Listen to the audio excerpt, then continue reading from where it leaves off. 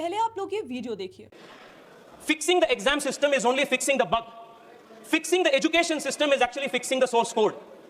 And fixing the source code is root and branch reform of our education system. और मैं प्रियंका जी को आज मैं रिक्वेस्ट करना चाहता हूं, प्रियंका जी, आपने ये एजुकेशन सिस्टम के बारे में इतना टिप्पणी की ना, ये एजुकेशन सिस्टम किसका लेगेसी है? ये एजुकेशन सिस्टम में बोलता हूं 34 ईयर से जो नए शिक्षा नीति को आप नहीं लाए थे, this is the old education system which is producing products which are producing no original thinking. This education system is being transformed root and branch by the national education policy that our government has brought in 2020. This is the biggest change. दोस्तों, ये वो शिक्षा को लेकर आईना है जो कल संसद में बीजेपी एमपी तेजस्वी सूर्या ने पूरी सभा के सामने दिखाया। इसी स्पीच के जरिए उन्होंने कांग्रेस का वो चेहरा भी एक्सपोज किया जिसका इस्तेमाल पिछले कुछ समय से युवाओं को शिक्षा के मुद्दे पर सरकार के खिलाफ गुमराह करने के लिए किया जा रहा है। हाल ही में देखिए, सीजेपी प्रोटेस्ट के दौरान भी इसी विपक्षी इकोसिस्टम ने यही नैरेटिव चलाया कि सरकार स्टूडेंट्स के भविष्य और एजुकेशन सिस्टम को लेकर गंभीर नहीं है। लेकिन कभी यह सवाल नहीं उठाया गया कि पिछले 34 ईयर्स तक इसी एजुकेशन सिस्टम को किसने एग्जाम सेंट्रिक, रोट लर्निंग और कोचिंग कल्चर के हवाले छोड़ दिया। और जब उस सिस्टम को बदलने की बात हुई तब सबसे ज्यादा विरोध किसने किया?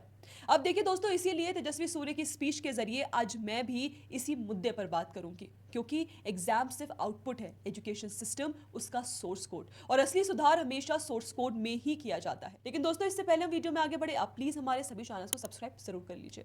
तो देखिए, पिछले 34 ईयर्स तक हमारा education system rote learning, coaching culture और एग्जाम प्रेशर में उलझा रहा। इसी सोच को बदलने के लिए मोदी सरकार एनईपी 2020 लेकर आई, जिसे एजुकेशन सिस्टम को जड़ से बदलने की दिशा में एक बड़े रिफॉर्म के रूप में देखा गया। लेकिन यह भी किसी से छुपा नहीं है कि 2020 में एनईपी अनाउंस होते ही विपक्ष ने इसका विरोध शुरू कर दिया, बिना इस बात पर गंभीर चर्चा किए कि यह पॉलिसी देश के एजुकेशन सिस्टम को बेहतर, फ्लेक्सिबल और फ्यूचर रेडी बनाने की कोशिश कर रही थी।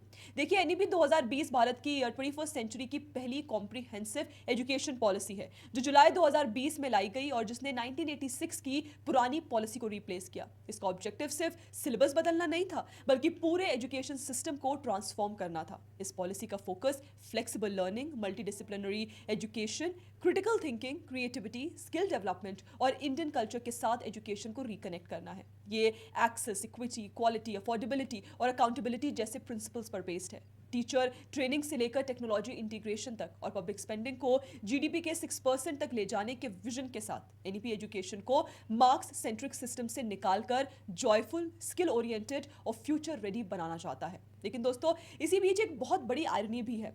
हमें हमेशा यह बताया गया है कि ब्रिटिश इंडिया में मॉडर्न एजुकेशन लेकर आए और उन्होंने हमें पढ़ने लिखने का तरीका सिखाया।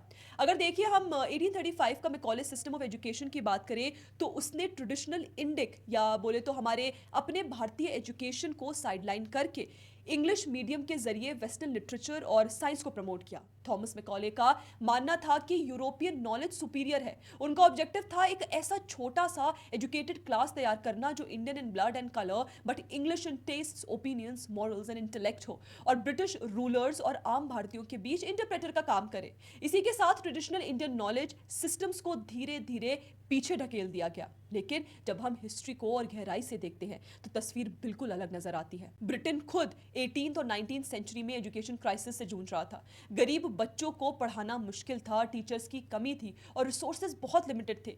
इसी दौरान British educator Andrew Bell Bharat आए। मद्रास यानी आज के चेन्नई के पास उन्होंने देखा कि हमारे गुरुकुल और विलेज स्कूल्स में एक बहुत ही इफेक्टिव टीचिंग मॉडल चल रहा है, जहां एक टीचर सीनियर स्टूडेंट्स की मदद से एक साथ कई बच्चों को पढ़ा रहा है। कम रिसोर्सेज में क्वालिटी एजुकेशन देने का ये मॉडल एंड्रयू बेल को इतना प्रभावित कर गया कि वो इसे ब्रिटेन ले गए। वहां इसी को मद्रास सिस्टम के नाम से अडॉप्ट किया गया और धीरे धीरे ये ब्रिटेन के मास एजुकेशन सिस्टम का फाउंडेशन बन गया। यानी जिस भारत के इंडिजिनस एजुकेशन मॉडल से ब्रिटेन ने अपना एजुकेशन क्राइसिस सॉल्व किया, उसी भारत में बाद में उस ट्रेडिशनल सिस्टम को ही साइडलाइन कर दिया गया। और शायद आपको ये बात जानकर हैरानी होगी कि गुरुकुल सिस्टम के कई कोर वैल्यूज आज एनईपी 2020 में भी नजर आते हैं। अगर गुरुकुल और एनईपी 2020 को एक साथ रखकर देखा जाए तो दोनों की फिलॉसफी में काफी गहरी समानता दिखाई देती है।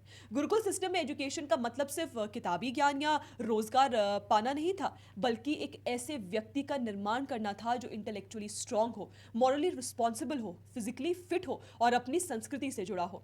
इसी तरह एनईपी 2020 भी एजुकेशन को सिर्फ मार्क्स और एग्जाम एग्जामिनेशंस तक सीमित नहीं रखता। ये policy experiential learning, critical thinking, multi disciplinary education, skill development, teacher student mentorship, Indian knowledge systems और वैल्यू बेस्ड लर्निंग पर जोर देती है। यानी फोकस सिर्फ क्या पढ़ना है पर नहीं, बल्कि कैसे सोचना है और कैसा इंसान बनना है पर है। और एनईपी 2020 भी उन्हीं मूल सिद्धांतों को एक मॉडर्न, इंक्लूसिव और डेमोक्रेटिक फ्रेमवर्क में लागू करने की कोशिश करता है। इसीलिए कई एजुकेशन एक्सपर्ट्स एनईपी को गुरुकुल की कॉपी नहीं बल्कि उसके टाइमलेस प्रिंसिपल्स का 21st सेंचुरी एडेप्टेशन मानते हैं। और शायद इसीलिए तेजस्वी सूर्य ने संसद में यह सवाल उठाया कि आखिर कांग्रेस और उसका पूरा इकोसिस्टम किस नैतिक अधिकार से आज एजुकेशन रिफॉर्म्स पर लेक्चर देता है।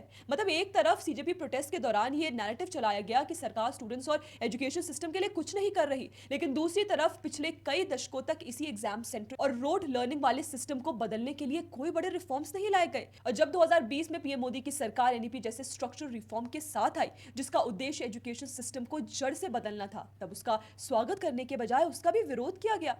मतलब सवाल सिर्फ इतना है कि अगर सिस्टम को सुधारना ही प्रायोरिटी थी तो फिर हर बड़े रिफॉर्म का विरोध क्यों? ये फैसला आप खुद कीजिए। जय हिंद।